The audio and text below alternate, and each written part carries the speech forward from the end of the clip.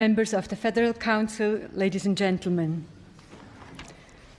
Onimoyam for Eye, Yen, Enije, Sir, Yebejevo, Newapamfo, Voyemanimu.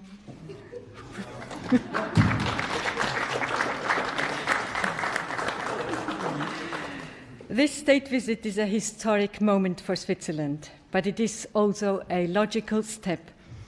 This visit is historic because it is only the third ever from a country south of the Sahara and the first since Ghana obtained its independence in 1957. At the same time, today is the logical consequence of a lengthy development because relations between Switzerland and Ghana have for decades been characterized by mutual respect.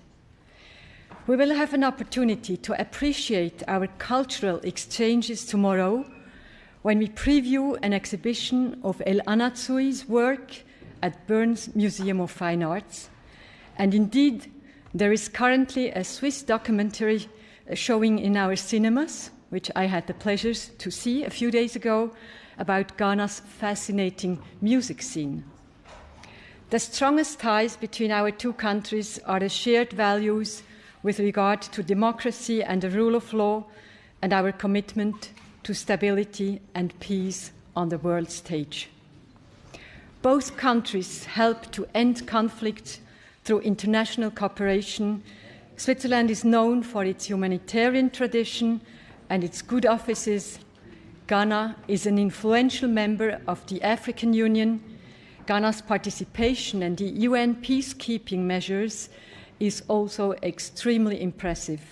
Switzerland supports these efforts through the Kofi Annan International Peacekeeping Training Center in Accra since 2006.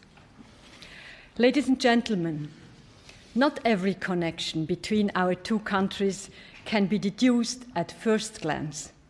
Take the gold vreneli, or I can translate the traditional gold coin and the chocolate coins, both products that every child here grows up with and which are considered typically Swiss.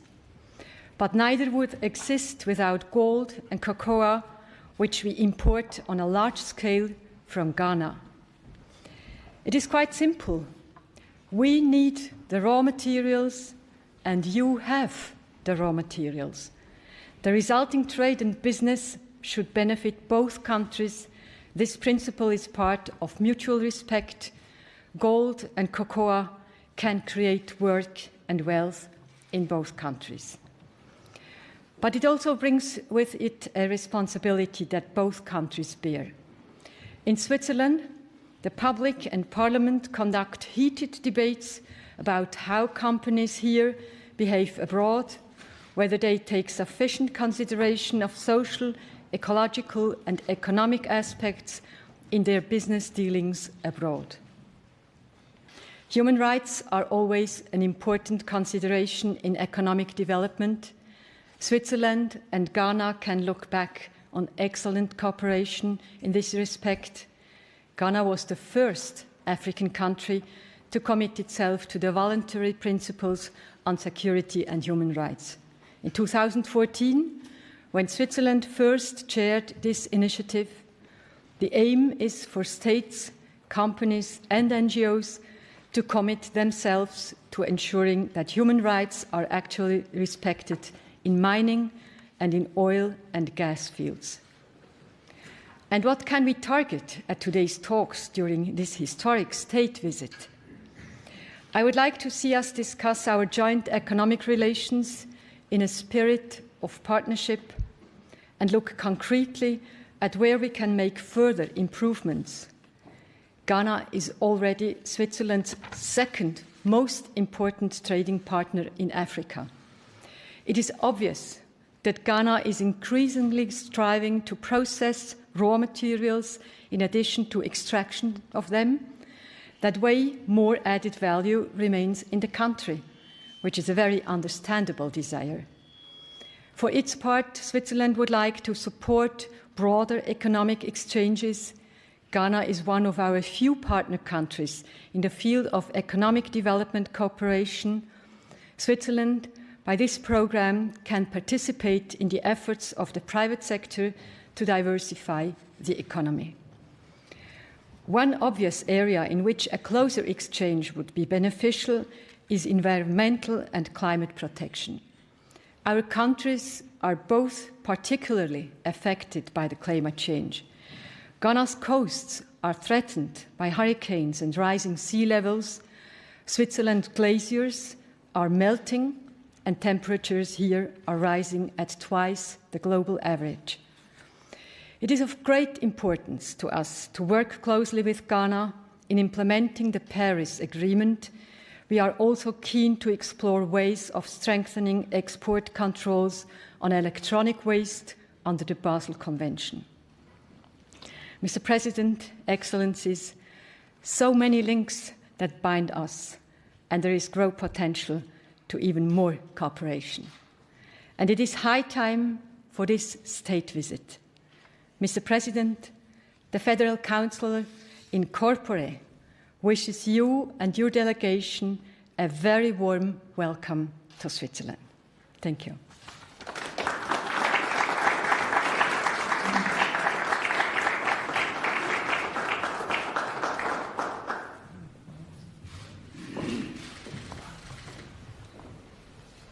I now have the honor to give the floor to His Excellency Nana Addo Dankwa Akufo-Addo, President of the Republic of Ghana, to deliver his speech. Please.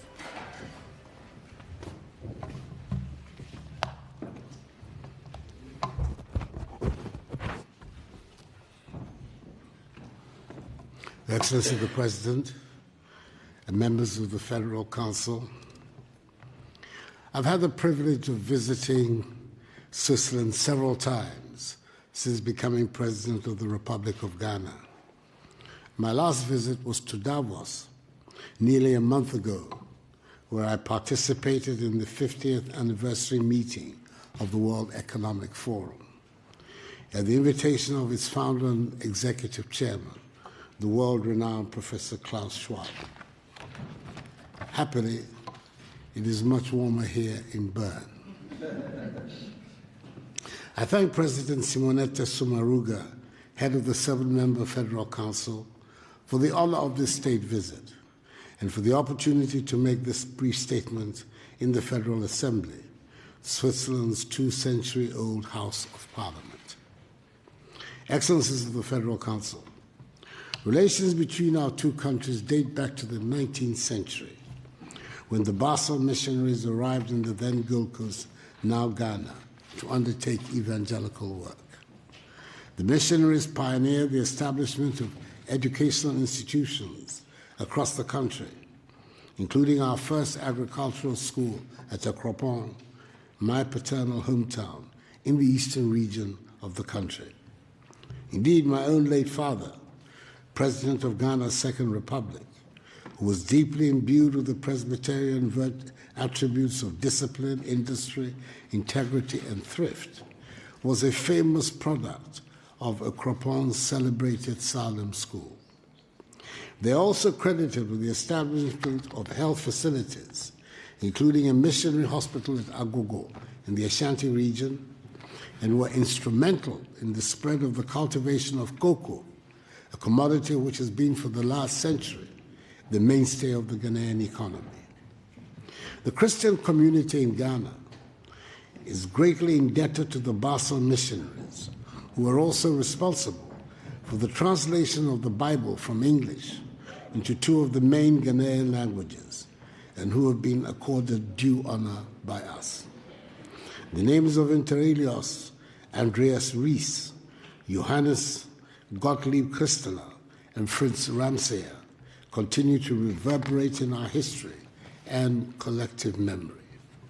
I've also personally benefited from these very good relations, because the first European head of state to visit Ghana when I assumed office as the 5th president of Ghana's 4th Republic on 7 January 2017 was your 91st president, Her Excellency Mrs. Doris Leuthard.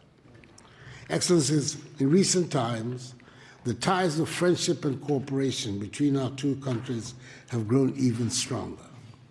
technical and financial assistance from the Swiss government, which had provided to the Kofi Annan International Peacekeeping Training Center, have helped it carry out its activities and achieve its vision of becoming the preferred center on the continent for training, education, and research in matters of African peace and security. Again, in September 2014, the Swiss government provided assistance to Ghana, which helped ensure that the country did not record a single case of Ebola, the virus which unfortunately ravaged some neighboring countries in West Africa. In May 2017, our two countries signed a $2.6 million United States remittance grant facility to help lower the cost of remitting money to Ghana.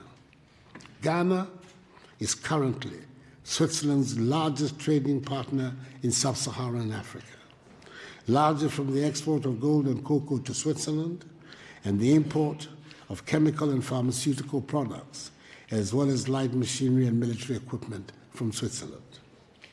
However, as I have stated on occasion, Ghana no longer wants to be dependent on the production and export of raw materials, including cocoa beans.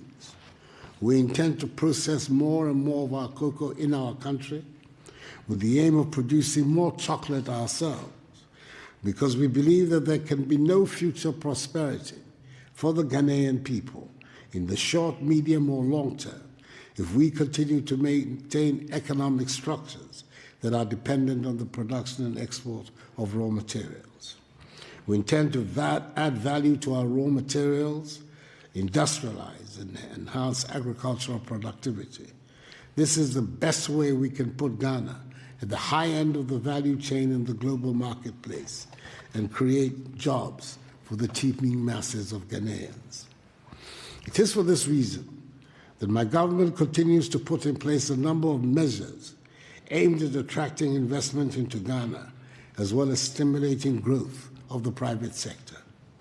We have succeeded over the last 3 years in ensuring that all our macroeconomic indices are pointing in the right direction.